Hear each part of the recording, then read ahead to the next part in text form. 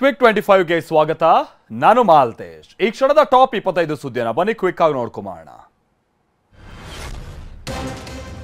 ರಾಜ್ಯದಲ್ಲಿ ಮತ್ತೊಂದು JN.1 ಪ್ರಕರಣ ಪತ್ತೆಯಾಗಿದೆ. ಬೆಂಗಳೂರಿನಲ್ಲಿ ವಿಜಯಪುರ ಮೂಲದ ವ್ಯಕ್ತಿಗೆ JN.1 ದೃಢಪಟ್ಟಿದೆ. ಸೋಂಕಿತ ವ್ಯಕ್ತಿ ಡಿಸೆಂಬರ್ 25ನೇ ತಾರೀಕಿನಂದು ಬೆಂಗಳೂರಿನ ಜಯದೇವ ಆಸ್ಪತ್ರೆಗೆ ಬಂದಿದ್ದ. ಡಿಸೆಂಬರ್ 27ನೇ ತಾರೀಕಿನಂದು ಕೋವಿಡ್ ಟೆಸ್ಟ್ ಮಾಡಲಾಗಿತ್ತು. ಸೋಂಕಿತನ ಕುಟುಂಬಸ್ಥರಿಗೆ ಸದ್ಯ ಹೋಮ್ ಐಸೋಲೇಷನ್ ಮಾಡಲಾಗಿದೆ. ವಿಜಯಪುರ DHO ಡಾಕ್ಟರ್ ಬಸವರಾಜ ಹುಬ್ಬಳ್ಳಿ ಮಾಹಿತಿಯನ್ನು ಕೊಟ್ಟಿದ್ದಾರೆ. ಬೆಂಗಳೂರಿನಲ್ಲಿ ಹೊಸ ವರ್ಷಾಚರಣೆ ನಿರ್ಬಂಧಿಸೋದಕ್ಕೆ ಹೈಕೋರ್ಟ್ ನಕಾರ ಎತ್ತಿದೆ. ವಕೀಲ NP ಅಮೃತೇಶ್ ಸಲ್ಲಿಸಿದ್ದಂಥ PIL ಅರ್ಜಿಯನ್ನು ನ್ಯಾಯಮೂರ್ತಿಗಳಾಗಿರುವಂತಹ R ನಟರಾಜ್ ಹಾಗೆ KV ಅರವಿಂದ್ ಅವರಿದ್ದಂಥ ಪೀಠ ವಿಚಾರಣೆ ನಡೆಸಿತು.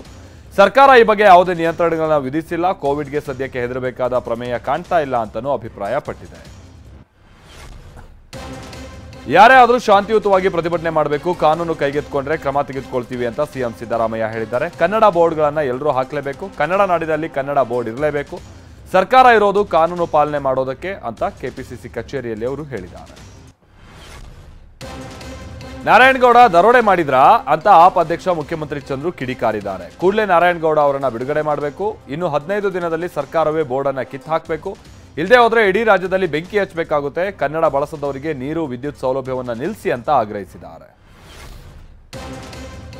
ಈ ವರ್ಷದ ದೊಡ್ಡ ಕಾಮಿಡಿ ಪೀಸ್ ಅಂತ ಅಂದ್ರೆ ಅದು ಯತ್ನಾಳ್ ಅಂತ ಮಾಜಿ ಸಚಿವ MP ರೇಣುಕಾಚಾರ್ಯ ಲೇವಡಿ ಮಾಡಿದ್ದಾರೆ. ಯತ್ನಾಳ್ ದೊಡ್ಡ ಜೋಕರ್, ಗಾಳಿಯಲ್ಲಿ ಗುಂಡೊಡೆಯೋದನ್ನ ಬಿಡ್ಲಿ, ಅವರ ಹೇಳಿಕೆಗಳನ್ನ ಇನ್ನು ಮುಂದೆ ನಾವು ಸಹಿಸಲ್ಲ. ಈ ರೀತಿ ಒಳಗಿನವರಿಂದಲೇ ಪಕ್ಷಕ್ಕೆ ಡ್ಯಾಮೇಜ್ ಆಗ್ತಾ ಇದೆ.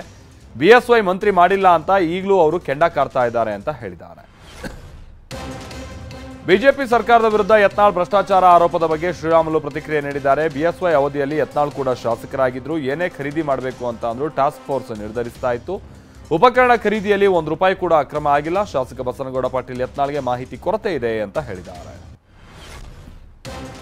ಶಾಸಕ ಯತ್ನಾಳ್ ಹೇಳಿಕೆಯನ್ನ ನಾನು ಕೂಡ ಒಪ್ಪೋದಿಲ್ಲ ಅಂತ ಮಾಜಿ ಸಚಿವ KS ಈಶ್ವರಪ್ಪ ಹೇಳಿದ್ದಾರೆ. ಯತ್ನಾಳ್ ಹೈಕಮಾಂಡ್ ಬಳಿ ಮಾತನಾಡಬಹುದಾಗಿತ್ತು, ಅದನ್ನ ಬಿಟ್ಟು ಬೀದಿಯಲ್ಲಿ ಮಾತನಾಡಿದ್ದು ಸರಿಯಲ್ಲ. ಕೇಂದ್ರದ ನಾಯಕರು ಅದನ್ನ ನೋಡ್ಕೊಳ್ತಾರೆ. ಬಸನಗೌಡ ಪಾಟೀಲ್ ಯತ್ನಾಳ್ ಅವರು ಸಹ ಹಿಂದೂ ಹುಲಿ. ಯತ್ನಾಳ್ ಅವರ ಮನಸ್ಸಿನಲ್ಲಿ ಏನಿದೆ ಅನ್ನೋದು ಗೊತ್ತಿಲ್ಲ ಅಂತ ಹೇಳಿದ್ದಾರೆ. ರಾಜ್ಯ ಸರ್ಕಾರದ ವಿರುದ್ಧ ಪರಿಷತ್ ವಿಪಕ್ಷ ನಾಯಕ ಕೋಟಾ ಶ್ರೀನಿವಾಸ್ ಪೂಜಾರಿ ವಾಗ್ದಾಳಿಯನ್ನು ನಡೆಸಿದ್ದಾರೆ. ಸಿದ್ದರಾಮಯ್ಯ ಸರ್ಕಾರ ಮಾತೆತ್ತಿದ್ರೆ ಸಂವಿಧಾನ ಅಂತಾರೆ. ಕರ್ನಾಟಕದಲ್ಲಿ ಪತ್ರಿಕಾ ವಾಕ್ ಸ್ವಾತಂತ್ರ್ಯ ಹರಣ ಆಗ್ತಾ ಇದೆ. ಪ್ರಜಾಪ್ರಭುತ್ವದಲ್ಲಿ ಟೀಕೆ ಟಿಪ್ಪಣಿ ಮಾಡಿದರೆ ಸರ್ಕಾರವೇ ಭಯೋತ್ಪಾದನೆ ರೀತಿಯಲ್ಲಿ ಕೇಸ್ ದಾಖಲು ಮಾಡ್ತಾ ಇದೆ. ಪ್ರತಾಪ್ ಸಿಂಹ, ಕಲ್ಲಡ್ಕ ಪ್ರಭಾಕರ್ ಭಟ್ ಅವರ ಮೇಲೆ ಕೇಸ್ ಹಾಕಿದೆ ಅಂತ ದೂರಿದ್ದಾರೆ. ಬೆಂಗಳೂರು ಮೈಸೂರು ಹೆದ್ದಾರಿಯ ಕ್ರೆಡಿಟ್ ವಾರ್ ಮುಂದುವರೆದಿದೆ. ಬಿಜೆಪಿ ಸಂಸದ ಪ್ರತಾಪ್ ಸಿಂಹ ಏನು ಮೇಸ್ತ್ರಿನಾ ಅಂತ ಸಚಿವ HC ಮಹದೇವಪ್ಪ ಕಿಡಿಕಾರಿದ್ದಾರೆ. ಪ್ರತಾಪ್ ಸಿಂಹ ಸುಮ್ಮನೆ ಬುರುಡೆ ಬಿಡ್ತಾನೆ. UPA ಸರ್ಕಾರದಲ್ಲಿ ರಾಷ್ಟ್ರೀಯ ಹೆದ್ದಾರಿ ಘೋಷಣೆ ಆಗಿತ್ತು. ರಾಷ್ಟ್ರೀಯ ಹೆದ್ದಾರಿ ಘೋಷಣೆ ಆಗಿದ್ದಾಗ ಪ್ರತಾಪ್ ಸಿಂಹ ಸಂಸದನೇ ಆಗಿರ್ಲಿಲ್ವಲ್ಲ ಅಂತ ವ್ಯಂಗ್ಯ ಆಡಿದ್ದಾರೆ.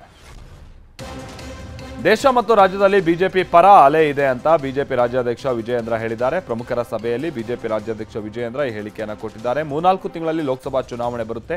ಮೋದಿ ಜನಪ್ರಿಯತೆಯನ್ನ ಮತವಾಗಿ ಪರಿವರ್ತನೆ ಮಾಡಬೇಕು. ಎಲ್ಲರ ಪರಿಶ್ರಮದಿಂದ ಇಂದು ರಾಜ್ಯದಲ್ಲಿ ಬಿಜೆಪಿ ಬೆಳೆದು ನಿಂತಿದೆ ಅಂತ ಹೇಳಿದರು. ಮೈಸೂರಿನಲ್ಲಿ ರಾಷ್ಟ್ರೀಯ ಕಾಂಗ್ರೆಸ್ ಸಂಸ್ಥಾಪನಾ ದಿನಾಚರಣೆ ಆಚರಿಸಲಾಯಿತು. ಮೈಸೂರಿನ ರಾಮಸ್ವಾಮಿ ವೃತ್ತದಿಂದ ಮೆರವಣಿಗೆ ಮಾಡಲಾಯಿತು. ಕಾಂಗ್ರೆಸ್ ಕಾರ್ಯಕರ್ತರು ರಾಮಸ್ವಾಮಿ ಅವರ ಸ್ಮಾರಕಕ್ಕೆ ಮಾಲಾರ್ಪಣೆಯನ್ನ ಮಾಡಿದರು. ಬಳಿಕ ರಾಮಸ್ವಾಮಿ ವೃತ್ತದಿಂದ ರೈಲ್ವೆ ಸ್ಟೇಷನ್ ಮಾರ್ಗವಾಗಿ ಮೆರವಣಿಗೆ ಹೊರಟರು. ಮೆರವಣಿಗೆಯಲ್ಲಿ 100 ಕಾಂಗ್ರೆಸ್ ಕಾರ್ಯಕರ್ತರು ಭಾಗಿಯಾಗಿದ್ದರು. ಕಾಂಗ್ರೆಸ್ ಸಂಸ್ಥಾಪನಾ ದಿನ ಕಾರ್ಯಕ್ರಮದಲ್ಲಿ ಸಚಿವ ದಿನೇಶ್ ಗುಂಡೂರಾವ್ ಮಾತನಾಡಿದರು. ಬ್ರಿಟಿಷರ ವಿರುದ್ಧ ರಾಷ್ಟ್ರಮಟ್ಟದಲ್ಲಿ ಹೋರಾಟ ನಡೆಸೋದಕ್ಕೆ ಕಾಂಗ್ರೆಸ್ ವೇದಿಕೆಯಾಗಿತ್ತು. ದೇಶಕ್ಕೆ ಭದ್ರ ಬುನಾದಿ ಹಾಕುವ ಕೆಲಸ ಕಾಂಗ್ರೆಸ್ ಮಾಡಿದೆ. ಪ್ರಜಾಪ್ರಭುತ್ವವನ್ನು ಗಟ್ಟಿ ಮಾಡಿದ್ದು ಕಾಂಗ್ರೆಸ್. ಕೆಲವರು ಕಾಂಗ್ರೆಸ್ ಸಾಧನೆಗಳ ಇತಿಹಾಸ ತಿರುಚೋ ಕೆಲಸ ಮಾಡ್ತಿದ್ದಾರೆ ಅಂತ ದೂರಿದ್ದಾರೆ. ದುಷ್ಕರ್ಮಿಗಳು ಮನೆ ಮುಂದೆ ನಿಲ್ಲಿಸಿದ್ದ ಆಟೋಗಳನ್ನು ಸುಟ್ಟಾಕ್ಬಿಟ್ಟಿದ್ದಾರೆ. ಹುಬ್ಬಳ್ಳಿಯ ಮಹಾಲಕ್ಷ್ಮಿ ಕಾಲೋನಿಯಲ್ಲಿ ಘಟನೆ ನಡೆದಿದೆ. ದುಷ್ಕರ್ಮಿಗಳು ವೀರಣ್ಣಗೌಡ ಪಾಟೀಲ್ ಅನ್ನೋರಿಗೆ ಸೇರಿದಂತ ಆಟೋಗಳಿಗೆ ಬೆಂಕಿ ಹಚ್ಚಿದ್ದಾರೆ. ಸ್ಥಳೀಯರು ಬೆಂಕಿ ನಂದಿಸೋ ಕಾರ್ಯ ಮಾಡಿದ್ರು. ಘಟನೆ ಸಂಬಂಧ ಹುಬ್ಬಳ್ಳಿ ಪೊಲೀಸ್ ಠಾಣೆಯಲ್ಲಿ ಪ್ರಕರಣ ದಾಖಲಾಗಿದೆ. ಬೆಂಗಳೂರಿನ ಪ್ರತಿಷ್ಠಿತ ಮಂತ್ರಿ ಮಾಲ್ಗೆ ಮತ್ತೆ ಬೀಗ ಬಿದ್ದಿದೆ. ತೆರಿಗೆ ಬಾಕಿ ಉಳಿಸಿಕೊಂಡ ಹಿನ್ನೆಲೆಯಲ್ಲಿ BBMP ಅಧಿಕಾರಿಗಳು ಮಂತ್ರಿ ಮಾಲ್ಗೆ ಬೀಗ ಜಡಿದಿದ್ದಾರೆ. ಬಂದ್ ಆಗಿರೋ ಮಾಹಿತಿ ಇಲ್ಲದೆ ಗ್ರಾಹಕರು ಮಾಲ್ನತ್ತ ಬರ್ತಾ ಇದ್ದಾರೆ. ಅಧಿಕಾರಿಗಳು ಮಾಲ್ ಸಿಬ್ಬಂದಿಯನ್ನ ಕೂಡ ಒಳಗೆ ಬಿಡ್ತಾ ಇಲ್ಲ. ಮಂತ್ರಿ ಮಾಲ್ ಒಟ್ಟು ₹51 ಕೋಟಿ ತೆರಿಗೆಯನ್ನ ಬಾಕಿ ಉಳಿಸಿಕೊಂಡಿದೆ. ವಸತಿ ಶಾಲೆಯ ಮಕ್ಕಳಿಂದ ಶೌಚಗುಂಡಿ ಸ್ವಚ್ಛಗೊಳಿಸ್ತಾ ಇದ್ದ ಪ್ರಕರಣದಲ್ಲಿ ಮತ್ತಿಬ್ಬರು ಆರೋಪಿಗಳ ಬಂಧನ ಆಗಿದೆ. ಕೋಲಾರ ಜಿಲ್ಲೆ ಮಾಲೂರು ತಾಲೂಕಿನ ಯಲುವಳ್ಳಿಯಲ್ಲಿ ಘಟನೆ ನಡೆದಿತ್ತು. ಅತಿಥಿ ಶಿಕ್ಷಕ ಅಭಿಷೇಕ್ ಹಾಗೆ ಅಡುಗೆ ಕೆಲಸದ ಕಲಾವತಿ ಬಂಧನ ಆಗಿದೆ. ಪ್ರಕರಣದಲ್ಲಿ ಈವರೆಗೂ 5 ಆರೋಪಿಗಳನ್ನು ಪೊಲೀಸರು ಬಂಧಿಸಿದ್ದಾರೆ. ದೊಡ್ಡದೊಡ್ಡವರ ಹೆಸರು ಬಳಸಿ ಉದ್ಯಮಿಗಳಿಗೆ ವಂಚನೆ ಮಾಡ್ತಾ ಇದ್ದ ವಂಚಕ ಅರೆಸ್ಟ್ ಆಗಿದ್ದಾನೆ. ಬೆಂಗಳೂರಿನ ಮಹಾಲಕ್ಷ್ಮಿ ಲೇಔಟ್ ಪೊಲೀಸರು ಸಂತೋಷ್ ಅನ್ನೋ ವ್ಯಕ್ತಿಯನ್ನ ಬಂಧಿಸಿದ್ದಾರೆ. ಆರೋಪಿ ಸಂತೋಷ್ ಸ್ಟಾರ್ಟ್ಅಪ್ ಕಂಪನಿಯಲ್ಲಿ ಹೂಡಿಕೆ ಮಾಡಿಸ್ತಾ ಇದ್ದ. ತನ್ನ ಕೃತ್ಯಕ್ಕೆ ಸಿಎಂ, ಪಿಎಂ, ಮಂತ್ರಿಗಳ ಹೆಸರನ್ನ ಬಳಸ್ಕೊಳ್ತಾ ಇದ್ದ ಅನ್ನೋದು ತಿಳಿದು ಬಂದಿದೆ. ಈತ ಸುಳ್ಳನ್ನೇ ಬಂಡವಾಳ ಮಾಡಿಕೊಂಡಿದ್ದ ಅನ್ನೋ ಆರೋಪ ಕೇಳಿಬಂದಿದೆ. ಕೆವೈಸಿ ಮಾಡಿಸದೆ ಹೋದರೆ ಸಬ್ಸಿಡಿ ರದ್ದಾಗುತ್ತೆ ಅನ್ನುವ ವದಂತಿಗೆ ಕಿವಿಗೊಟ್ಟಂತ ಜನ ಗ್ಯಾಸ್ ಏಜೆನ್ಸಿಗಳ ಮುಂದೆ ಜಮಾಯಿಸಿದ್ದಾರೆ. ಕೊಪ್ಪಳ ನಗರದ ವಿವಿಧ ಗ್ಯಾಸ್ ಏಜೆನ್ಸಿಗಳ ಮುಂದೆ ಜನ ಮುಗಿಬಿದ್ದಿದ್ರು. ಡಿಸೆಂಬರ್ 31ರ ಒಳಗಾಗಿ ಕೆವೈಸಿ ಮಾಡಿಸ್ಕೊಳ್ಬೇಕು ಅಂತ ಸುಳ್ಳು ಸುದ್ದಿ ಹಬ್ಬಿಸಲಾಗಿತ್ತು. ಸುದ್ದಿ ಕೇಳುತ್ತಲೇ ಜನ ತಮ್ಮ ಕೆಲಸಗಳನ್ನು ಬಿಟ್ಟು ಏಜೆನ್ಸಿ ಅಂಗಡಿಗಳತ್ತ ದೌಡಾಯಿಸಿದ್ರು. ರಾಜಕಾಲುವೆ ಮತ್ತು ಕೆರೆ ಒತ್ತುವರಿ ಮಾಡಿ ಕಟ್ಟಡ ನಿರ್ಮಾಣದ ಆರೋಪದಲ್ಲಿ ಸರ್ಕಾರ ಹಾಗೆ ಆರ್ಟ್ ಆಫ್ ಲಿವಿಂಗ್ನ ಶ್ರೀ ಶ್ರೀ ಶ್ರೀ ರವಿಶಂಕರ್ ಗುರೂಜಿ ನೋಟಿಸ್ ಅನ್ನು ನೀಡಲಾಗಿದೆ. ಉದಯಪುರ ಸಾಲುಹುಣಸೆ ಗ್ರಾಮದ ಕೆಲವರಿಂದ ಪಿಐಎಲ್ ಸಲ್ಲಿಸಲಾಗಿತ್ತು. ರಾಜಕಾಲುವೆ, ಕೆರೆ ಒತ್ತುವರಿ ಮಾಡಿ ಅಪಾರ್ಟ್ಮೆಂಟ್ ನಿರ್ಮಿಸ್ತಾ ಇದ್ದಾರೆ ಅಂತ ಆರೋಪಿಸಲಾಗಿತ್ತು. ಹೀಗಾಗಿ ತನ್ನ ನಿಲುವನ್ನು ತಿಳಿಸೋದಕ್ಕೆ ಸರ್ಕಾರಕ್ಕೆ ಹೈಕೋರ್ಟ್ ಸೂಚನೆ ಕೊಟ್ಟಿದೆ. ಮೈಸೂರು ಜಿಲ್ಲೆ ನಂಜನಗೂಡಿನಲ್ಲಿ ಅಂಧಕಾಸುರ ಸಂಹಾರದ ಸಂದರ್ಭದಲ್ಲಿ ಗಲಾಟೆ ಆಗಿತ್ತು. ಈ ಸಂಬಂಧ ಭಕ್ತರು ಹಾಗೆ ಅರ್ಚಕರು ಪ್ರತಿಭಟನೆ ನಡೆಸಿದ್ದಾರೆ. ಧರಣಿ ನಿಲ್ಲಿಸುವಂತೆ ಸ್ಥಳಕ್ಕೆ ಬಂದ ಎಸ್ಐಗೆ ಪ್ರತಿಭಟನಾಕಾರರು ತರಾಟೆಗೆ ತೆಗೆದುಕೊಂಡಿದ್ದಾರೆ. ಈ ವೇಳೆ ಮಾತನಾಡಿದಂಥ ಹಿರಿಯ ಅರ್ಚಕ ಶ್ರೀಕಂಠ ದೀಕ್ಷಿತ್ ದೇವಾಲಯಕ್ಕೆ ರಕ್ಷಣೆ ಕೊಡಿ ಅಂತ ಕಣ್ಣೀರಿಟ್ಟಿದ್ದಾರೆ.